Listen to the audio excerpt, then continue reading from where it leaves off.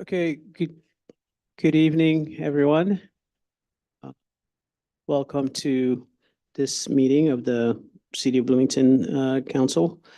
And we are going to stand for the Pledge of Allegiance, if you can. And then we'll um, stay standing for moments of silence. Pledge allegiance to the flag of the United States of America and to the republic for which it stands, one nation, under God, indivisible, with liberty and justice for all.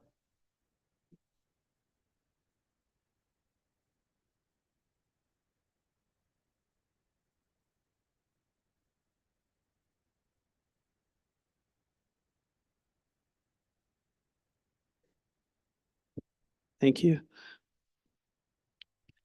Um, Madam Clerk, could you please call the roll? Councilmember Kearns. Here. Councilmember Motney. Here. Councilmember Dannenberger. Here.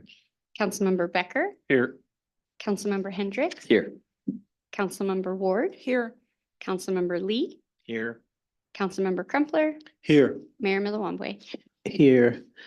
And we are going to move on to recognition and appointments. And first, we're going to start with a proclamation for Tamil Heritage Month as requested by the administration department. And I do know we have a couple people, the original requesters for the proclamation, Uma and Krishna, Balakrishna. If you could come up to the podium, I'm going to read the proclamation and then also give you a chance to say a couple of words. Oh, right there. Yep. Yep. There you go.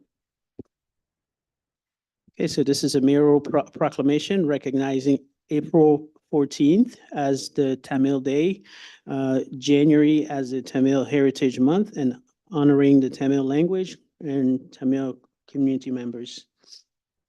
Whereas Tamil language is the longest serving classical language in the world with a traceable history exceeding 2,600 years. And whereas Tamil is an official language in India, Sri Lanka, and Singapore, as well as a minority language in Malaysia, South Africa, and Canada. The Tamil community is widespread with about 100 million native speakers across the globe. And whereas Bloomington Tamils have established a self-sustaining literacy model for the Tamil language through Tamil Language School called Abdul Kalam Tamil Pali, with 175 plus children and 75 plus adult volunteers, and national level standards for Tamil education from 2015, completing 10 years in 2025. And whereas the Tamil community of Bloomington, Illinois contributes to bilingual literacy for Bloomington, Illinois by achieving high school credits and seal of biliteracy for the Tamil language in high schools. And whereas Bloomington Tamils have made contributions to the social, economic, and cultural fabric of Bloomington, including promoting Tamil language, arts, culture, sports, education, and heritage.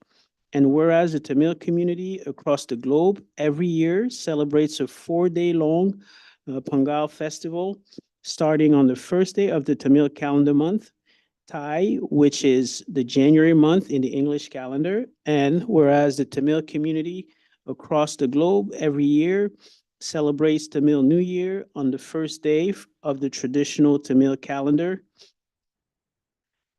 Shitirai? Shitirai? Yeah. Okay, Shitirai. Okay. All right. I'm learning a lot today. Shitirai, which falls on April 14th in the English calendar. And whereas Bloomington Tamils are committed to sharing their vibrant culture, richest traditions, and longstanding history with the people of Bloomington, Illinois by celebrating January as Tamil Heritage Month and by celebrating April 14th as the Tamil Day. And now, therefore, I, Mboka Mulambwe, Mayor of Bloomington, Illinois, do proclaim January as Tamil Heritage Month and April 14th as Tamil Day, and do call upon the people of Bloomington to join the Tamil community in recognizing and participating in this observance. Yes, you can clap.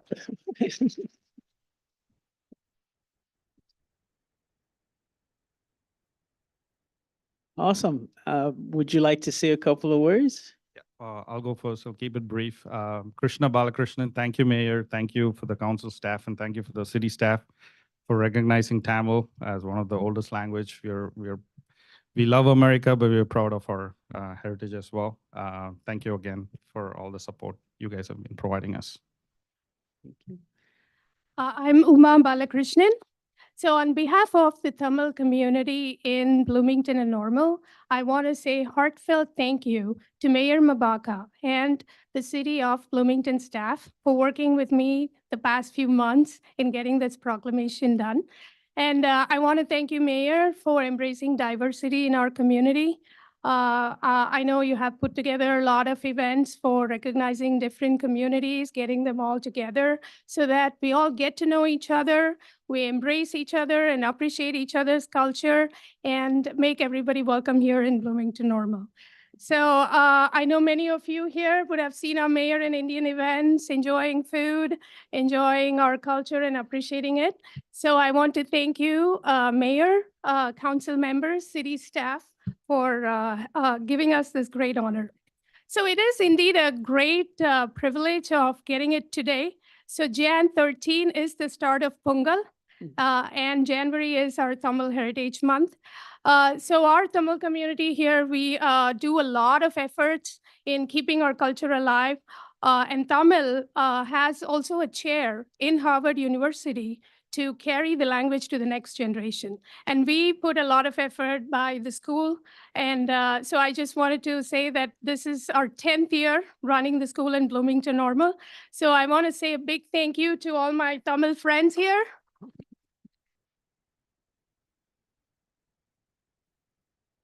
And the entire Tamil community, because we put in hours of effort to make sure our children are taking the language to the next generation. And I greatly appreciate you all giving us this honor and privilege by recognizing January, and April 14th is our new year as the Tamil Day. So thank you, everyone. Thank you, thank you, thank you. Is there anybody else who wanted to speak? I thought I heard that somebody else wanted to speak. Okay.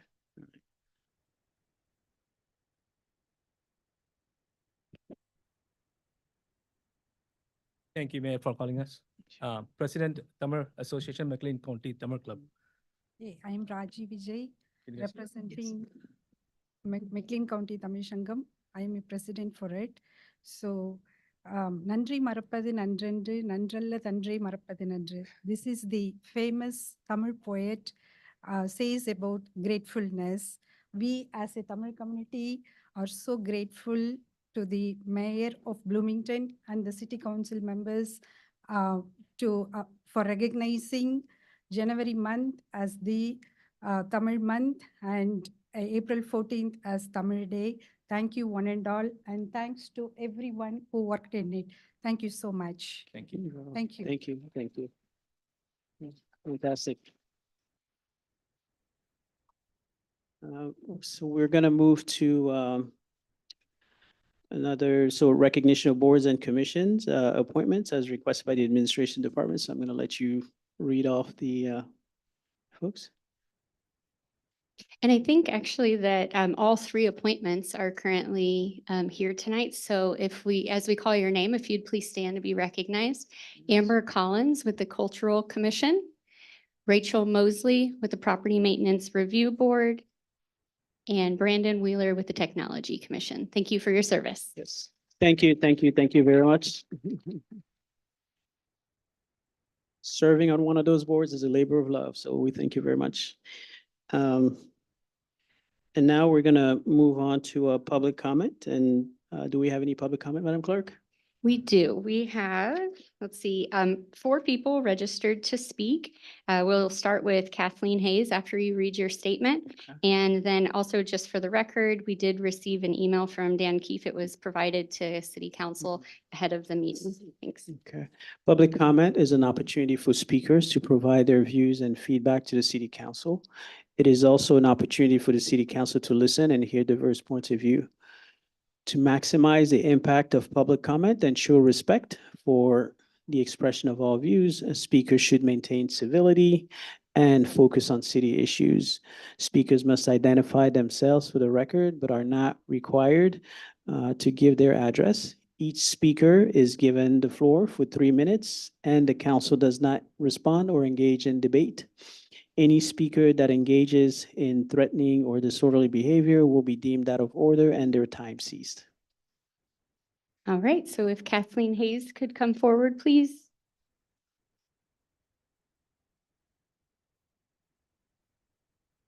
All right, we will move on to Barbara Brumlevy.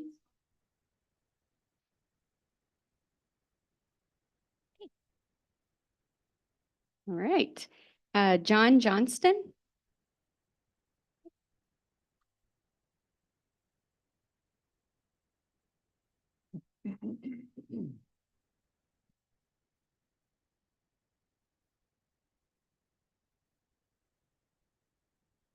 Good evening to everyone, council and staff. My name is John Johnston. I live at 5 St. Ivan's Circle. At the last public hearing held on this topic, I stated my concern is that the project be good for the community and not just for the developer. Just a moment.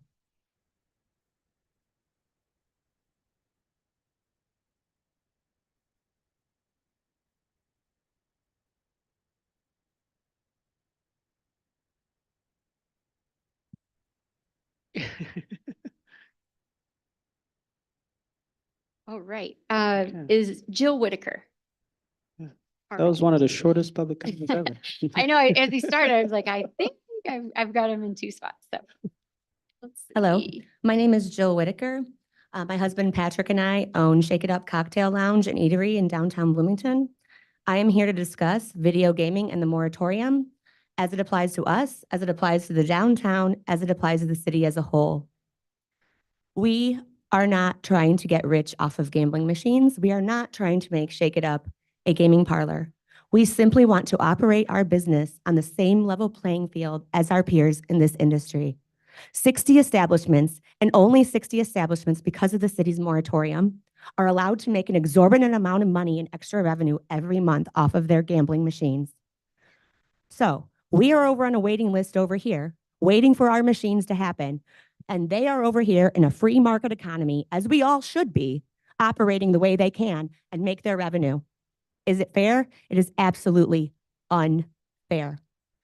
More importantly, the state of Illinois intended for video gaming to give us extra revenue because we have paid an exorbitant amount of taxes to the state of Illinois.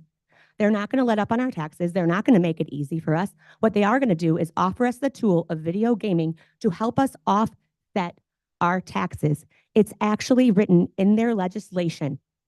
Please listen. Illinois Gaming Act, Section 2A.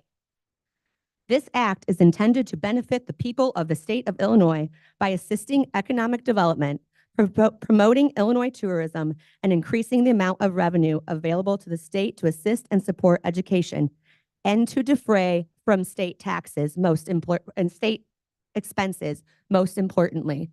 In other words, Illinois intended for you to help your community by giving them video gaming to offset our exorbitant amount of money that we spend sending to the state of Illinois every month. The city's interference with what Illinois is trying to do to help your community and your small businesses is actually hurting the small businesses in your community. I am confident that the state of Illinois, when they put municipalities in charge of regulating gaming, they did it and they expected you to do it in a fair and just and equitable way. Not so that you could handpick which businesses get to swim with the current and which ones have to swim against it. 4 out of 8 of your establishments are coincidentally downtown in Bloomington. We watch these machines go up in gas stations. They are everywhere. They're even in a thrift store on Towanda Barnes Avenue in the Park Regency Hotel. It's starting to feel personal. The moratorium has been raised over and over again, but you're seemingly digging in your heels now. If a gambler wants to find a machine, they're going to find a machine.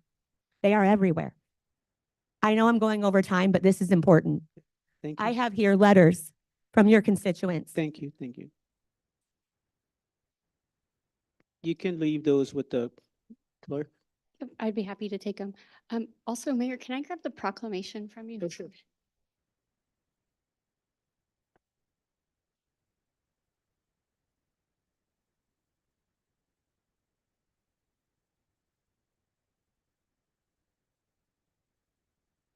I thought you came back to stick around and watch the meeting till the end.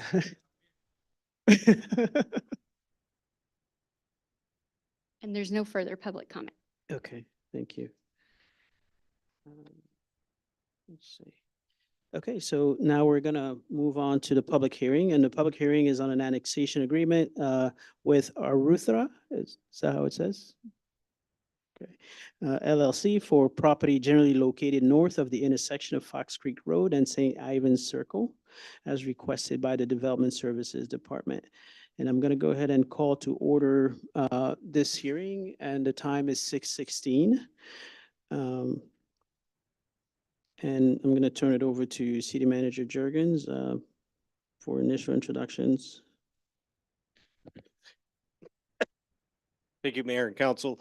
Going to turn this directly over to our Director of Development Services, Kelly Pfeiffer, to run through this project and the proposed annexation. Thank you, City Manager, Mayor, City Council. This public hearing is for an annexation agreement for a 6.5 acre parcel of land off of Fox Creek Road that is also accessed would be accessed by Tangle Oaks Road. However, that road is not intended to go through. The annexation agreement includes a zoning map amendment for R2. The county currently has this land zoned R2 in the county. So the plan is to develop 58 single-family attached townhome structures. It would operate as a planned unit development. So an HOA would be established. It would take care of private roads and also its own trash, service, plowing, etc. The request, the rezoning comes to this group with a positive recommendation from the Plan Commission for that zoning from County R2 2-family to City R2 mixed residence. What public water and sewer are provided and available to the owner as long as they pay the applicable fees. That water and sewer was oversized, anticipating development in this area. The future development is contingent upon approvals through future subdivision. There is a waiver of the subdivision code that will be necessary because we currently have adopted zoning code has provisions for planned unit development that used to only exist in the subdivision ordinance, and right now they slightly conflict. So the successful completion of the project would require a special use permit for the single family attached structures in the R2.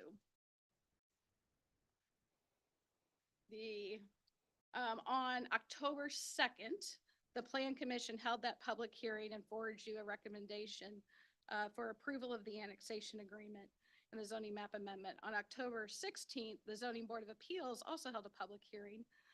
They did on the special use permit and forward a recommendation for approval. The petitioners are here, lest the public have any comment and any questions, and also I'm available to them as well. Okay, thank you, Kelly.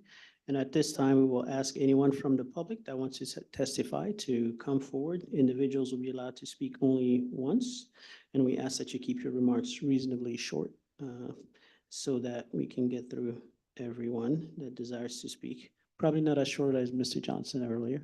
If it makes anybody feel happier, you can deduct 8 seconds and all. Are you going to swear him in? Yeah, and I was just gonna say, he's the only one that we have registered Oh, for okay. this evening. So if you'll raise your right hand, do you swear to tell the truth, the whole truth, and nothing but the truth? I do. Thank you. We'll try this again now that I have my right notes. My name is John Johnston. I reside at 5 St. Ivan's Circle, across the street from this proposed development. I've spoken at two of the three previous hearings held on this with annexation and variances and so forth. And one of the meetings that was held, I was unable to attend. But I feel strongly about this, not only as a resident of the neighborhood, but a citizen of the community. I've been actively involved in community planning and development through my training at ISU and through 42 years of public service, primarily Bloomington, Normal, and the county. So these aren't new topics for me. But I'm going to try to make this an elevator speech, if you will. The issues that concern me has to do with the density. The on-street parking would be abolished for the street. And with the proposed amount of parking per lot, my opinion, it's inadequate. I live across the street. In St. Ivan Circle, we have designated spots, open spots, and parking along the curb on street. And if you have a birthday party or a holiday party, it's too crowded. The parking standards are not adequate. Sidewalks being provided for only 60% of the houses. I know the city requires that you have sidewalks on one side of the street, but when you have a compact development like this, you need to provide circuitous movement of cars and people, and you need to separate them. There's only one interior street, only one means of egress and ingress. Every good, well-planned development has multiple means of ingress and egress. Emergency vehicles. In the case of where there's been an accident in front of St. Ivan Circle and Fox Creek Road, it blocked one of the two means of egress and ingress, but emergency equipment and others could use the other side. That won't be possible here because you've only got one street, one way to access it. The site is also likely to contain sensitive lands that may contain threatened and endangered species and habitat, as well as significant archaeological, paleontological, or cultural artifacts. Again, I've got a pretty good knowledge of this as I was on my hands and knees with the archaeologists digging through the site that's now the den at Fox Creek. And while they didn't find anything startling, it was important that the survey be done before the work started. The project, any project, whether it's a housing development or a used car lot or a hamburger stand, ought to benefit the community as well as the owner developer. I think that he's trying to do well, trying to put housing that's needed in a small spot, but I think this small spot has been identified as not a very good site, or it probably would have been developed earlier. It has a lot of constraints with elevations and so forth. If you look at, I think it's Tanglewood, the subdivision to the east, there are two streets that dead end along the creek. That's the east side of this development. One is a cul-de-sac and one is open. The developer has addressed that open site as they're going to put in a hammerhead, I think you said, Kevin. And again, there's an issue with elevation, I guess. I don't understand, but again, in basic principles of planning, when you build one subdivision, you plan for the next one. You plan for circulation among all of the developments. The situation is such that they're not going to be able to connect that road. And so again, it's another means that they're going to have to be self-contained with one street. These issues concern me, and that's all I have to say. Thank you for your time. Thank you. All right, there is no one further that registered. Yeah, okay. So I guess at this point, we'll go ahead and close the public hearing at 6:25. And move on to the consent agenda. Is there a motion to approve the consent agenda? I'll move approval. Okay, motion by Councilmember Ward. Is there a second? Second. Okay, second by Councilmember Hendricks. We're using the clickers.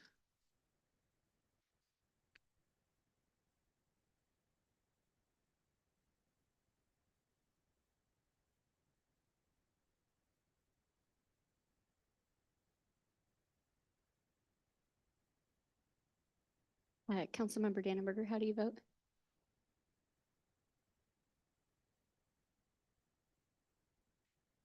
Okay, the consent agenda passes. There are no nays to announce. And we're going to move on to the regular agenda.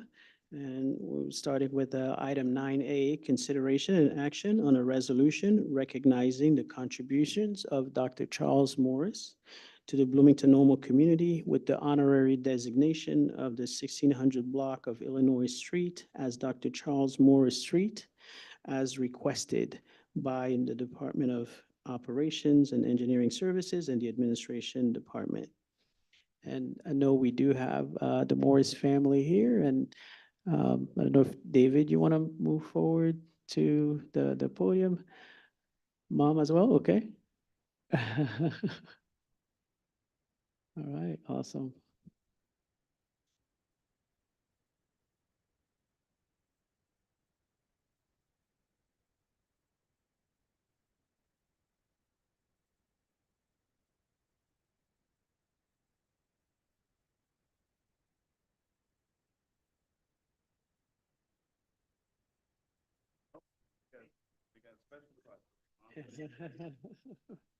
Spot, front row, right in the front row. There you Okay, go. Thank you. there you are. Awesome. So I'm gonna just gonna read a couple of comments, and then I'll give you an opportunity, both you, David, and Mom, a chance to say something.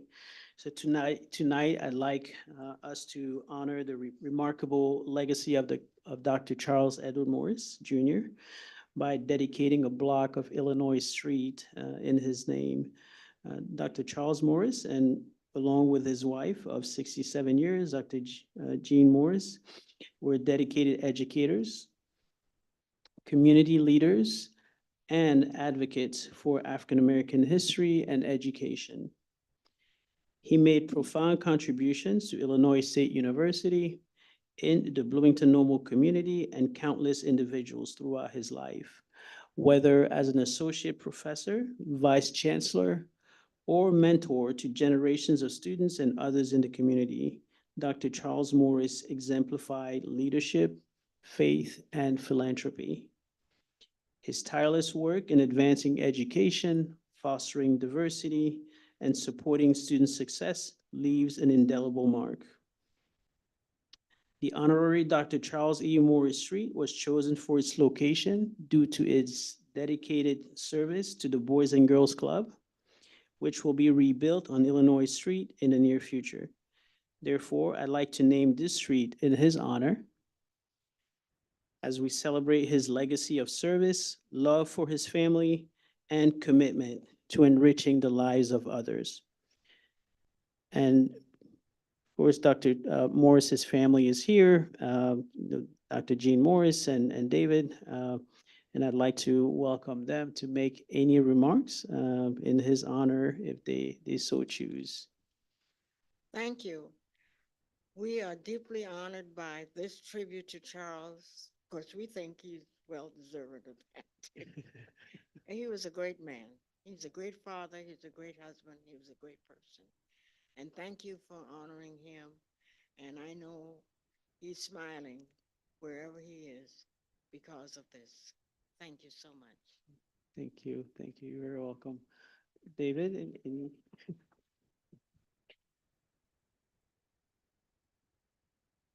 Well, my mom, who was with my dad for 1 week short of 67 years, said it all. But thank you to the mayor, to the town council, to the staff, everybody that's worked hard to keep Dad's memory alive. You know, they moved here in 1966 and saw a lot of changes in Bloomington Normal over the years, and really looked at Bloomington Normal and Illinois State University as home. So thanks to everybody for keeping his memory alive. Thank you very much. And I know we do have a mock-up of this because um, the sign Very is, nice. yes, Thank you. you're very welcome. It's in the process of being made, so this is not what's gonna go on the street. We'll have the real sign on the street, and I know at this moment, it's a little bit too cold to do that outside. But at some point in the spring, we'll have another opportunity to do that and go out there and celebrate him, one more time. So. Thank you so much. Yes, very welcome. Would you like to maybe take a picture with? They can for the have that, resolution? Mayor, if Yes, you're. yes. Yes.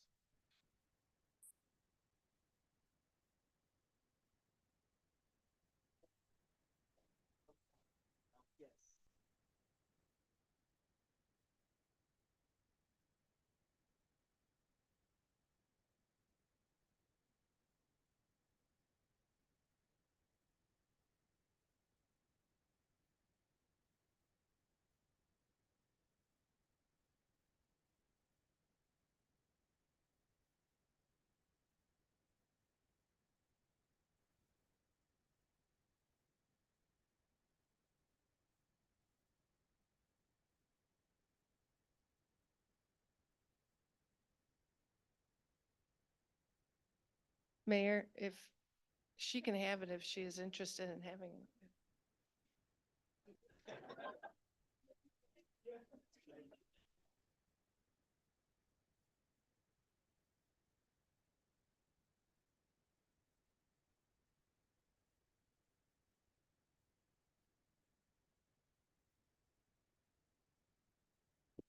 I know we have to vote on the resolution. Is there a motion?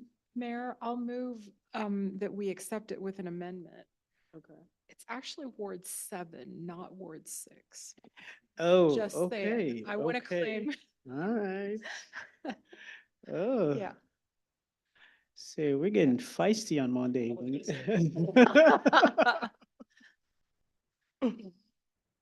All right. I can take care of that for you. Yeah. Thank you. So I'll Well- move it as amended. Yeah. I'll second. Okay, all right. We'll consider that a friendly amendment. I'll second. Oh, Okay. he already did. He already- Oh, sorry. Really? Okay, is everybody ready to vote?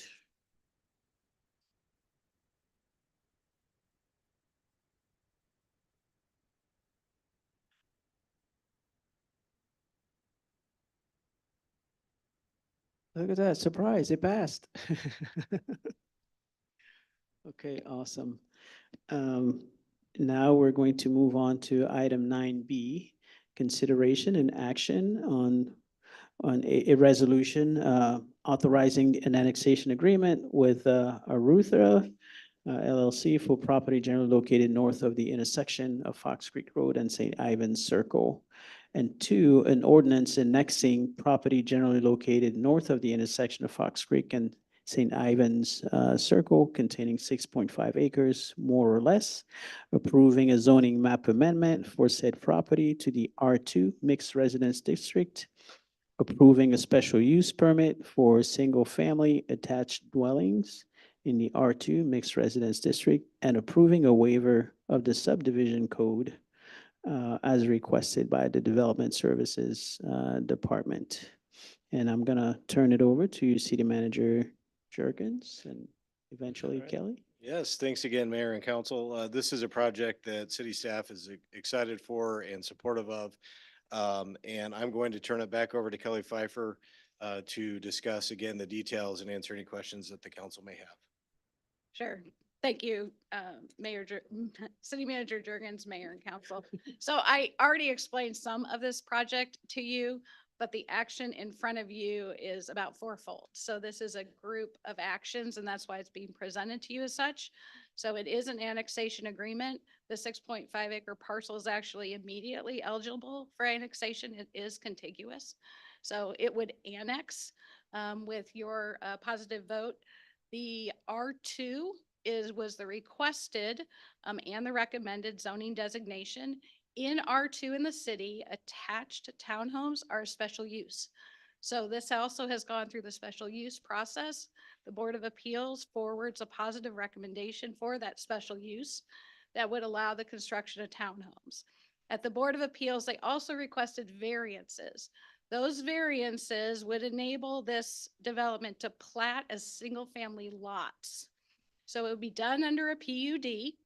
An HOA would be established. That HOA would take care of the commons areas, the pavement, sidewalk, as well as the services. So inside this annexation agreement are actually draft covenants. So you can see how this would work. As you heard, Tangle Oaks, though it does butt up to this property, would only be truncated in a hammerhead. The reason and rationale is that we were sure Tangle Oaks did not want more traffic going through it. That is the case. The construction of a cul-de-sac is just infeasible due to the fact there's a very long ditch. But the engineering team has advised that they can in fact put a hammerhead in that ditch without losing a ton of the vegetation that's already there. That was a significant concern by the residents in the area. Our first public hearing had 24 people. So as you can say, and no one except one came tonight, but the adjacent residents didn't because there was a lot of active discussion between Councilmember Bolin, Neil Finland, the petitioner's engineer, as well as all of the adjacent owners. So this project won't really touch much of that buffer area on the east side. There is a stormwater concern on the south side, right by Fox Creek Road. That would be extended, so it would help that gentleman's yard from flooding, as well as at the Tangle Oaks end. The hammerhead will help our services turn around rather than backing down the lot. But as well as the drainage improvements associated with that should keep the electrical box out from underwater in high rain events. So right now it goes underwater. So you're looking at 58 attached townhomes. They would have to go through the subdivision process, the PUD process. The R2 would enable those attached homes to be constructed. And the agreement assures that you will get tap-on fees for the already oversized water and sewer that are in the area, as well as substandard roads. And in lieu of providing a park, there would be a fee in lieu paid. This does actually butt up to a park just to the north of it, and they may try to do a connection for pedestrian only across there. So happy to take any questions, but it is a complex action all in one group because this is what gets the development done, all of these different components. And the questions, we have to be careful that this doesn't turn into another hearing, right? So we either take the recommendation or not, send it back. Maybe you want to clarify? Nope, that's correct. You did hear some additional testimony today that could be considered. Okay, sounds good. I will say in your memo, and just to help the public understand too, so you had copies of the former minutes of the public hearings were provided as part of this in the record. I just wanted everyone to know that. Okay, sounds good.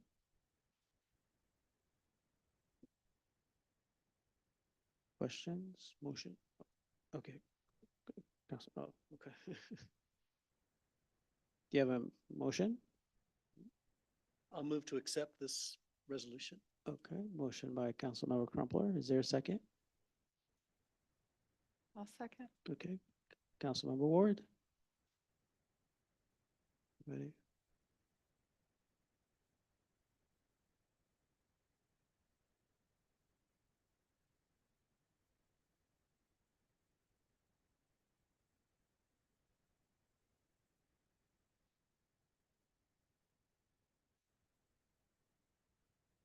All right, so the item passes. There are no nays to announce.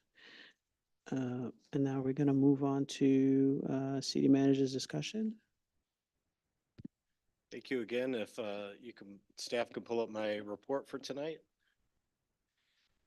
Just start with a reminder that next Monday, the 20th, is Martin Luther King Day. The city offices will be closed and we will not have the committee of the whole that night. Instead, the committee of the whole will be held on Tuesday, January 21st. So the committee of the whole will be a week from tomorrow instead of a week from tonight. Wanted to just share an update with the community and the council regarding the winter weather and the very cold weather that we are experiencing. Staff continues to be in contact and touch with the local service providers and nonprofits as we worry about those that are housed in our community and that may be living outside. Wanted to again express my thanks to the council for approving the emergency declaration last September. That paved the way and allowed entities like the Salvation Army to expand their capacity, and they have done so. And we are seeing a lot of people utilize the expanded capacity of the Salvation Army. Home Sweet Home is also working to take in and to house more people overnight. We also will have warming shelters that are open. The county is responsible for maintaining that list, but we will be sharing that on social media for places to go for a short term during the day if people need to get out of the cold weather. Next slide, please. As was reported on Friday, Kevin Cothe has been our city engineer for a long time and with the city for over 37 years. And he announced last week that he is going to be retiring. You can't really sum this up other than to say that Kevin's just been a complete institution with the city. His knowledge, his depth of experience, the mentorship, there is not much he has not touched within our city. And so he will be deeply missed, and we are going to celebrate him and honor him, but just wanted to give him a shout out tonight. And he is here with us, but want to thank him for his service and again, share with the community how much he has touched and how grateful we are to him. Next slide, please.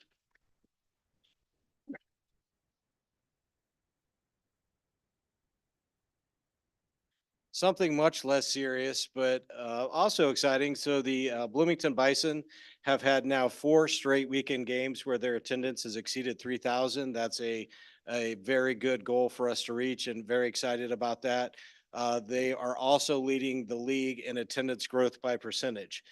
They're also, performing well on the ice. Last Friday, they beat the Walleye, who's the #1 team in their league. So just, excited about the Bison being here. The community seems to be enjoying it. If you haven't gotten to a game yet, we encourage you to do so.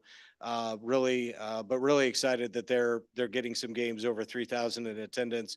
That's a good sign, and we're happy about that. And we know that the Bison are happy about that as well. But let's not let our foot off the gas. Let's, continue supporting them as a community and appreciate them being here. And that's all I have tonight. Okay. Sounds good. Thank you very much. And I also want to congratulate Kevin on his retirement and let him know that we're actually locking all the doors to the building so he can't get out. But Kevin, it's been a pleasure working with you. I know we probably have just about 13 years of a history together. So it's really been great. And as Jeff said, you are an institution. I've always been impressed by how much you know about just about all the sewers that we have here in the city. I'm reminded of a time where my brother was here, and he still talks about it almost 10 years later about how all the sewers were televised. And he said that's incredible because where he lives is like, I don't think we have any idea where those things are. So that's a very impressive work, and certainly look forward to seeing you out and about in the community still interacting with us. So appreciate your work. Also wanted to mention that Councilmember Bolin, as you all know, had resigned her position. She, she's missed, will be missed. She was a great fixture of council meetings, sometimes on the other side, of public comment and reminding us of all the things that we were not doing. But then I'll join the council later. So it's going to be a tall order to replace her, but we have some applications that were turned in. We extended the deadline a little bit. to this Friday. And so that's what we'll be going through, those applications and then try to find, someone that, could work well with the council. So I think that's all I have. I don't know if, council members have anything to share or just ready to get out and brave the cold. Okay, sounds like it. So I guess we don't have any executive session. Well, one with just me and Kevin. So is there a motion to adjourn? I'll move to adjourn. Okay, move to adjourn by Councilmember Hendricks, second by Councilmember Ward. No? Oh, you were leaning forwards. All right, all those in favor signify by saying aye. Aye. Okay, we are adjourned. See you next week.